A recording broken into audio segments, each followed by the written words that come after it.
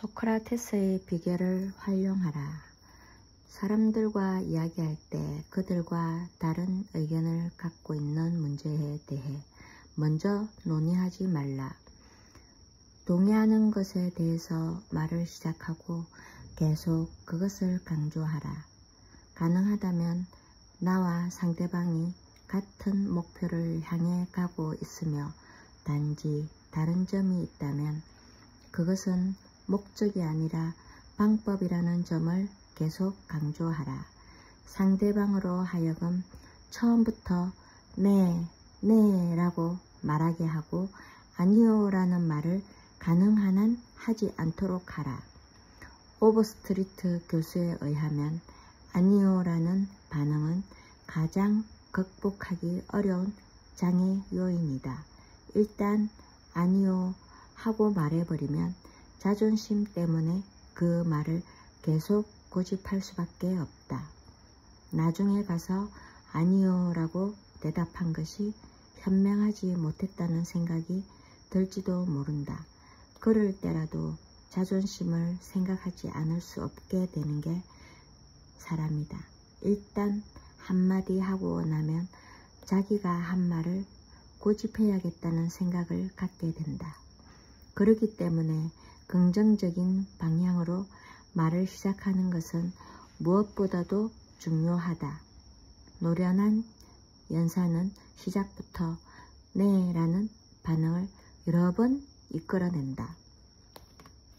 청중의 심리 상태를 긍정적인 방향으로 유도해 주기 때문이다.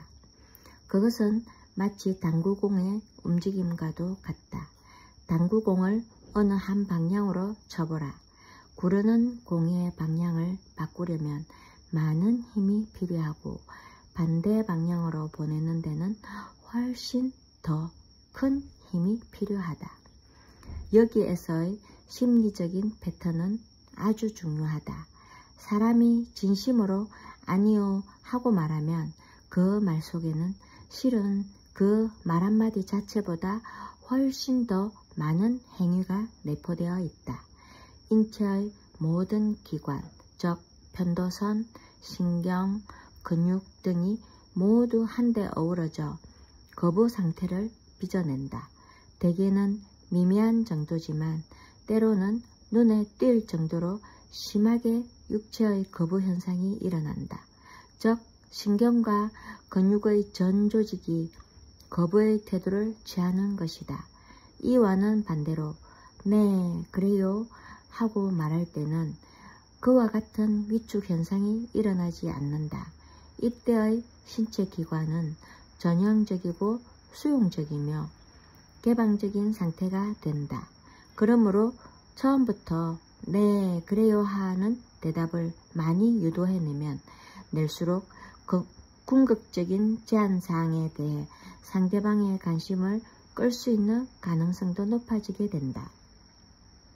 이 네 반응을 이끌어내는 것은 아주 간단한 테크닉이다.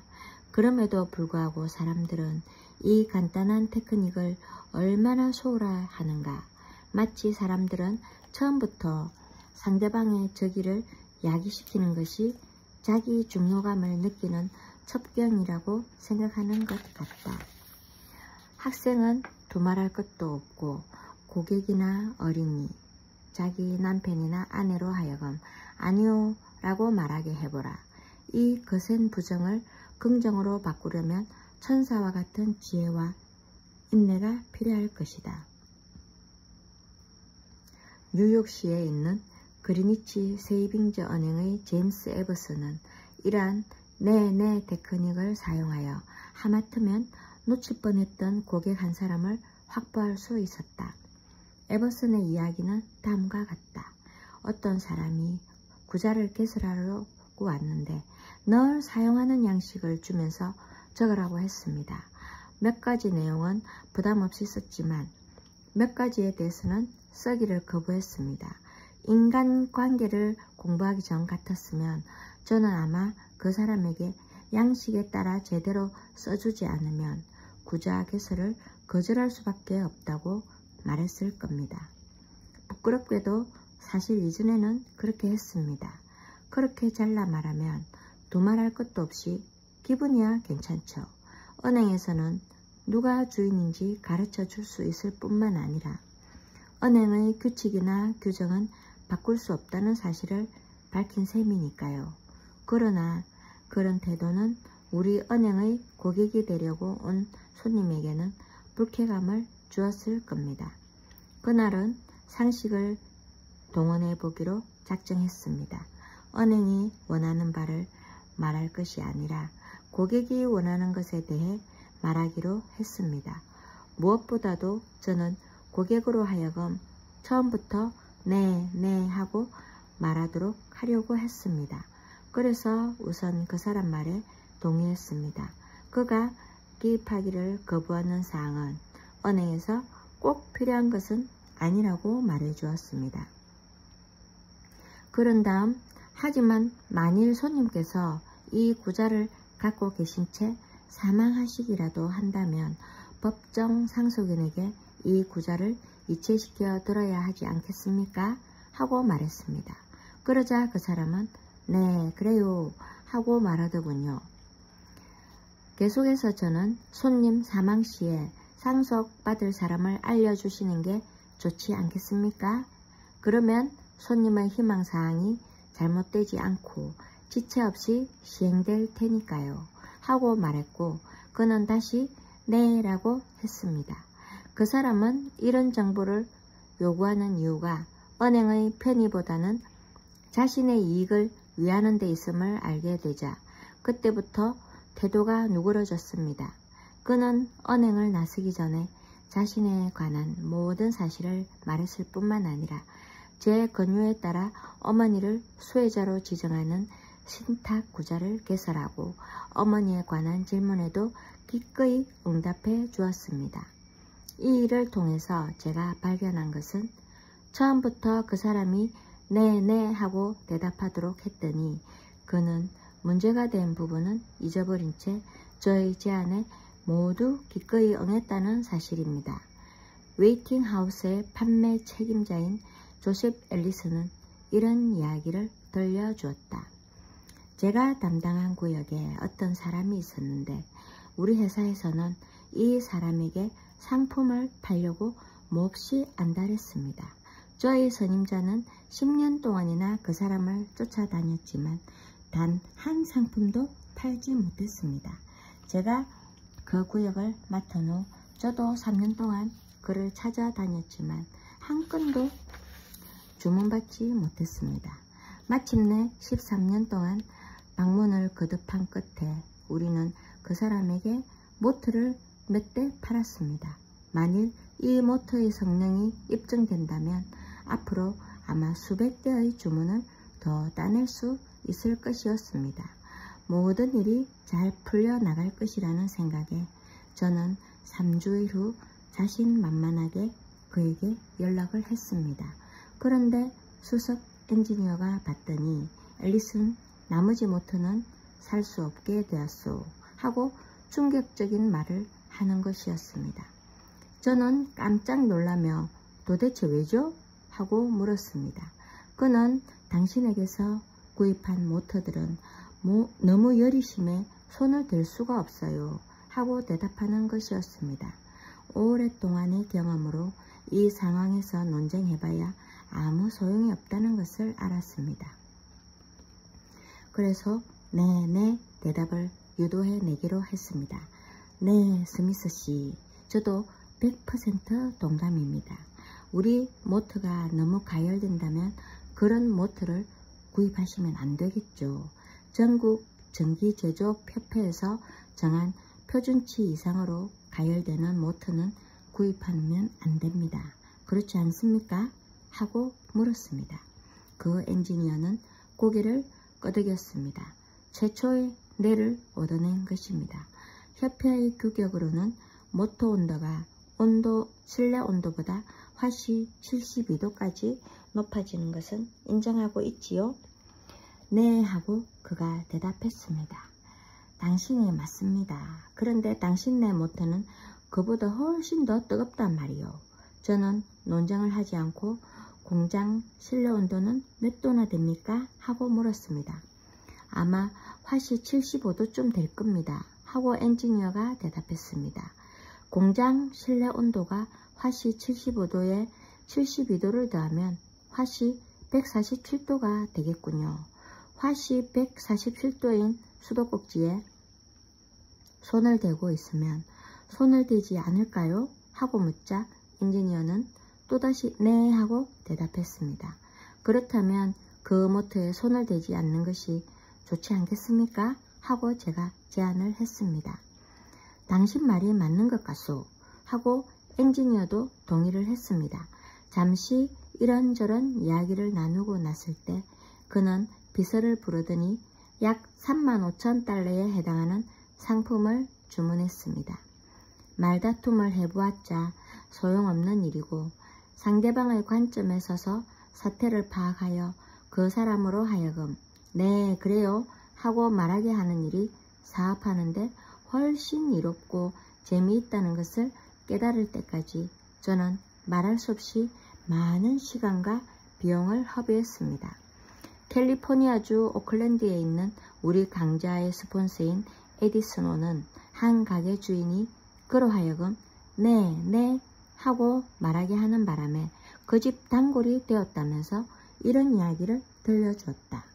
에디는 활 사냥에 흥미를 가져 활 가게에서 장비를 구입하는 데에 상당한 돈을 투자했다. 동생이 모처럼 집에 놀러오자 그는 동생을 위해 가게에서 활을 빌리려고 했다. 가게의 점원은 자기네 가게에서는 활을 빌려주지 않는다고 말했다. 그래서 에디는 다른 활 가게에 전화를 걸었다. 목소리가 아주 상냥한 사람이 전화를 받더군요. 활을 대여하냐고 문의하자 그가 보인 반응은 그전 가게와는 아주 달랐습니다. 그는 정말 유감이지만 형편상 활을 대여해주지 않고 있다고 말했습니다. 그리고 나서 저에게 전에 대여해간 적이 있는지 물었습니다. 네, 하지만 몇 년 전이었죠. 하고 대답했습니다.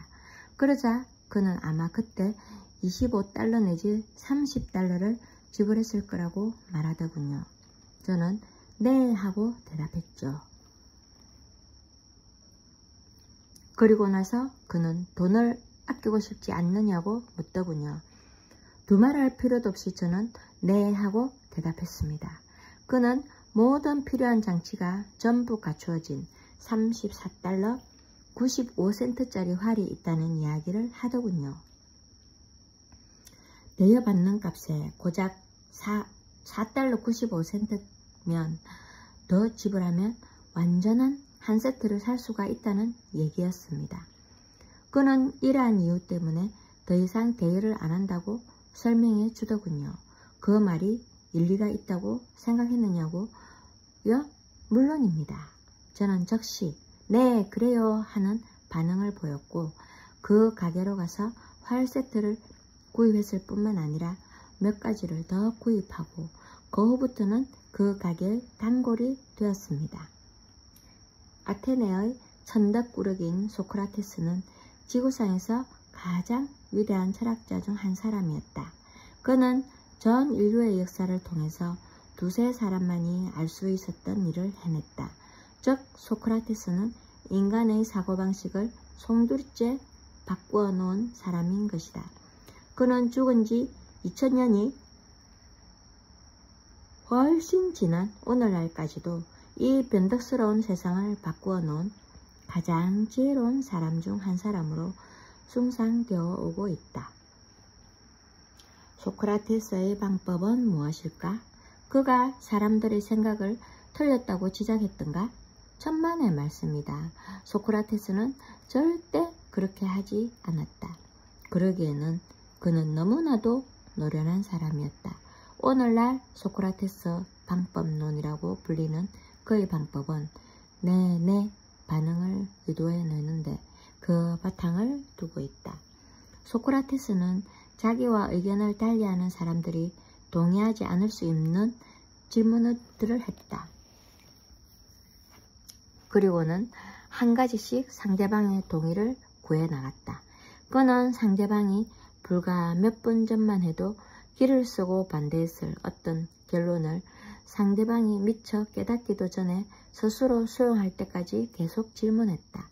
그러므로 이 다음에 우리가 상대방의 잘못을 지적하고 싶을 때는 소크라테스를 기억하고 부드러운 질문, 즉 네 반응을 이끌어낼 수 있는 질문을 하도록 하자. 중국인들은 지혜가 풍부한 동양의 옛 격언을 알고 있다. 살며시 걷는 사람이 멀리 간다.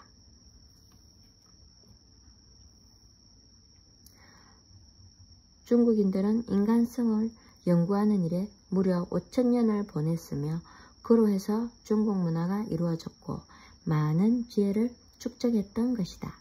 살며시 걷는 사람이 멀리 간다. 상대방이 당신의 말에 즉각 네라고 대답하게 하라.